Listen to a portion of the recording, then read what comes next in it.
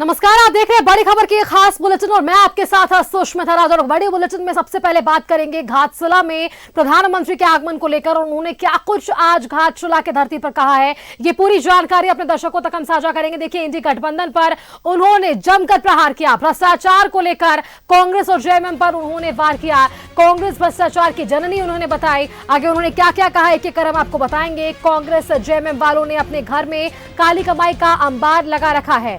भ्रष्टाचार को लेकर कांग्रेस जेएमएम पर प्रधानमंत्री का यह आगमन है। एक एक कर उन्होंने तमाम बातों को सामने रखा है। भ्रष्टाचार को लेकर सबसे पहले उन्होंने आड़े हाथों लिया। कांग्रेस जेएमएम को अपने घर में काली कमाई अंबार लगाने वाली पार्टी बताई और कांग्रेस ने अनगिनत घोटाला किया। प्रधानमंत्री की ओर से यह बयान आगे उन्होंने कहा कि कांग्रेस ने लूट का रिकॉर्ड बनाया है। जेएमएम ने गरीबों और सेना की जमीन को भी हड़प लिया है। इनके घरों से जो पैसे बरामद हुए हैं उसका मालिक जनता है। आरजेडी ने झारखंड को हर मौके पर लूटा है। मोदी इन बेईमानों के ठिकानों से पैसा पकड़ रहा है। आरजेडी ने नौकरी के नाम गरीबों से जमीन छीन ली उनके नाम पर। मोदी की गारंटी है, इन पैसों को गरीबों को लौटा दूंगा। कांग्रेस और झामुमो को देश के विकास से मतलब नहीं। इंडी गठबंधन को भ्रष्टाचार और वसूली से मतलब। कांग्रेस की भाषा पूरी तरह से नक्सलियों की भाषा है। नोट इकट्ठा करने वालों को एक भी वोट नहीं मिलना चाहिए। बीजेपी ने आदिवासी को सम्मान दिया। कांग्रेस को भ्रष्टाचारियों से नफरत रही है। आदिवासियों से माफ कीजिएगा, अगर उन्होंने लिखा है और बोला है कि आदिवासी महिलाओं के लिए बीजेपी तत्पर है और उनके लिए काम बीजेपी करेगी। और इंडी गठबंधन पर इस तरीके से उन्होंने ये जमकर प्रहार किया।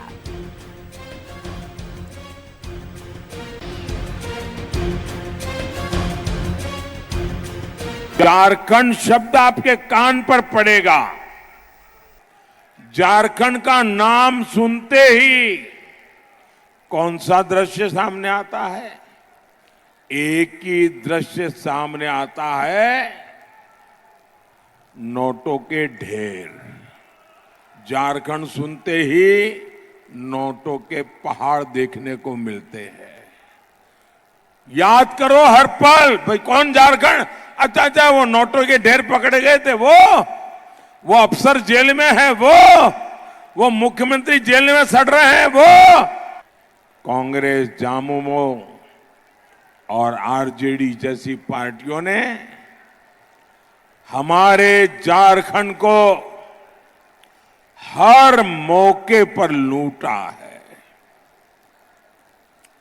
और कांग्रेस भ्रष्टाचार की जननी है।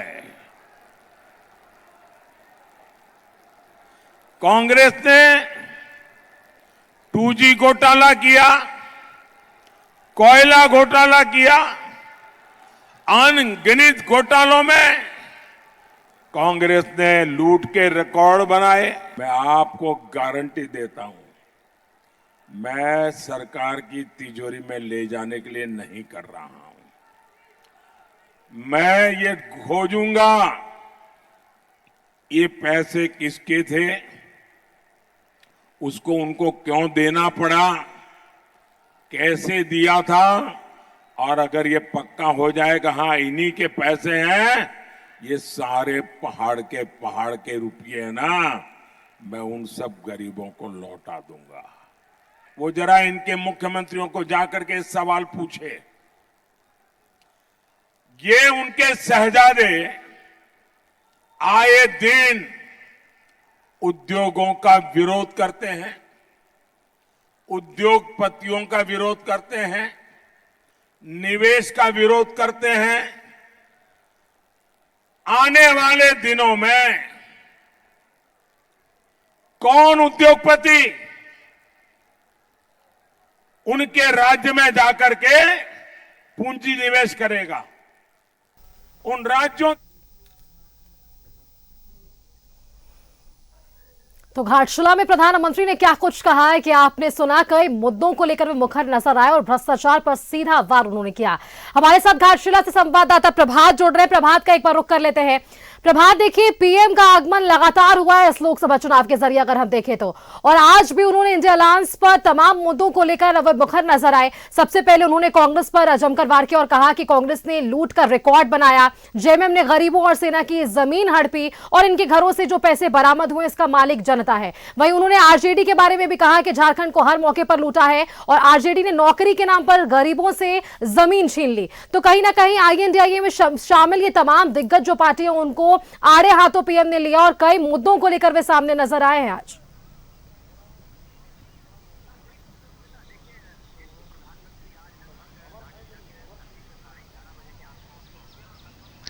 बिल्कुल सुस्मिता, देखिए देश के प्रधानमंत्री आज लगभग घाटशिला के धरती पर 11:30 बजे के आस पहुंचे और लगभग 45 मिनट उन्होंने भाषण दिया और 45 मिनट भाषण में अगर हम बात करें तो सबसे ज्यादा उन्होंने कांग्रेस को कोसा। देश के प्रति उन्होंने जिस तरीके से कहा कि कांग्रेस शुरू से ही भ्रष्टाचार में लिप्त रही है, चाहे वो 2G स्पेक्ट्रम हो या फिर कोयला घोटाले हो, ऐसे बड़े बड़े घोटाले। वहीं राज्य के अगर हम बात करें, झारखंड राज्य की बात करें, तो जिस तरीके से नोटों के पहाड़ मिल रहे हैं उन पर भी उन्होंने कहा कि ये जनता का पैसा है, ये आदिवासियों का पैसा है, एक एक पैसा मैं वापस कराऊंगा। अगर जांच में सामने आया किनके पैसे हैं, वो जो भी पैसे के पीछे का खेल का जो भी लोग होगा वो सलाखों के पीछे जाएंगे और एक एक पैसा जो है आदिवासी भाई बहनों का है, मूलवासियों का है, उनको वापस करेंगे। तो ये बातें उन्होंने कहा और साथ ही उन्होंने कहा कि जिस तरीके से जमीन को खेल कर लेकर राज्य के एक पूर्व मुख्यमंत्री जेल में बंद है, वो भी सेना की जमीन की खरीद बिक्री को लेकर, तो उन्होंने आड़े हाथों लेते हुए घाटशिला की जो मऊ भंडार मैदान में जिस तरीके से उन्होंने हुंकार भरी और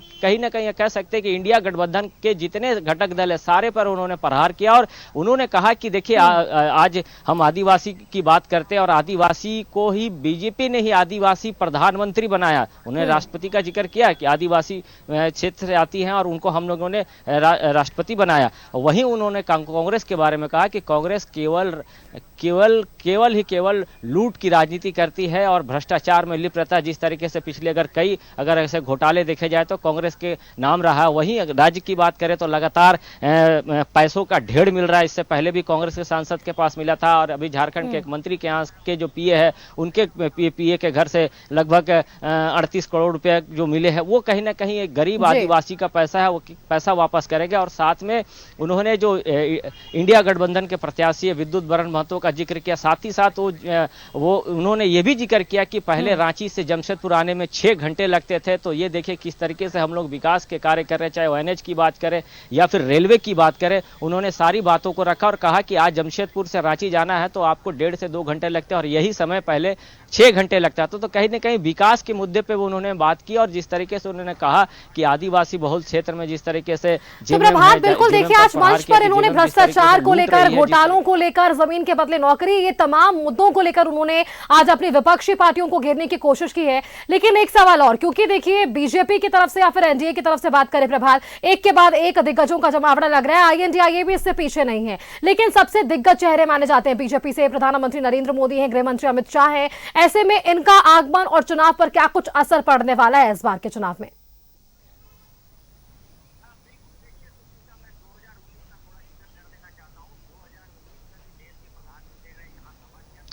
बिल्कुल देखिए सुस्मिता, मैं 2019 का थोड़ा जिक्र कर देना चाहता हूं। 2019 में भी देश के प्रधानमंत्री ने यहां सभा किया था और जो वर्तमान सांसद है वो प्रचंड बहुमत से जीते थे, लगभग 3,30,000 मतों से जीत हासिल की थी। प्रधानमंत्री का सभा ही करना कहीं ना कहीं वोटरों को टर्न अप करना होता। और आज जिस तरीके से देश के प्रधानमंत्री ने घाटशिला के मऊ भंडार मैदान में जिस तरीके से भ्रष्टाचार पे बात किया, कांग्रेस के भ्रष्टाचार पर बात किया, राज्य सरकार के भ्रष्टाचार पर किया, साथ ही विकास की बात पर बात किया, तो कहीं ना कहीं ये जरूर है कि जो एक तरह से कहें कि थोड़ी सी अगर कमजोरी नजर आ रही थी तो वो कहीं ना कहीं कार्यकर्ताओं में, वहां के लोगों में एक बूस्टअप करके गए हैं देश के प्रधानमंत्री। और आने वाले दिनों में निश्चित 25 मई को जब वोट होगा, उन्होंने लोगों से अपील भी की है कि सुबह 10 बजे तक इतना परसेंटेज बढ़ा दे कि लगे कि हाँ, हमने देश के जो लोकतंत्र के महापर्व हो रहा है उसमें हमने वोटिंग की, सुबह सुबह जाकर मतदान करें। मतदान करने के लिए भी लोगों को अपील की और कहीं ना कहीं हमें कह सकते हैं कि प्रधानमंत्री का आना जो इंडिया गठबंधन के प्रत्याशी के पक्ष में निश्चित निश्चित है कि वोट का प्रतिशत बढ़ेगा। पिछली बार भी यही स्थिति थी और उसमें कहीं ना कहीं प्रतिशत बढ़ा था, और इस बार भी अगर हम कहें तो देश के प्रधानमंत्री का आकर सभा करना कहीं ना कहीं एक पूरी लोकसभा में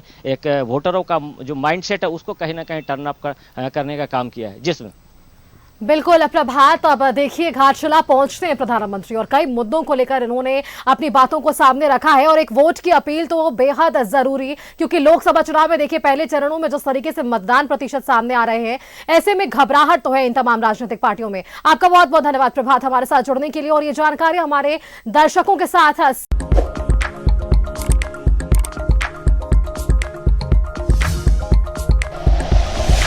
like and share videos, subscribe करें हमारा चैनल और प्रेस करें बेल आइकॉन। न्यूज़ 11 भारत, सच है तो दिखेगा।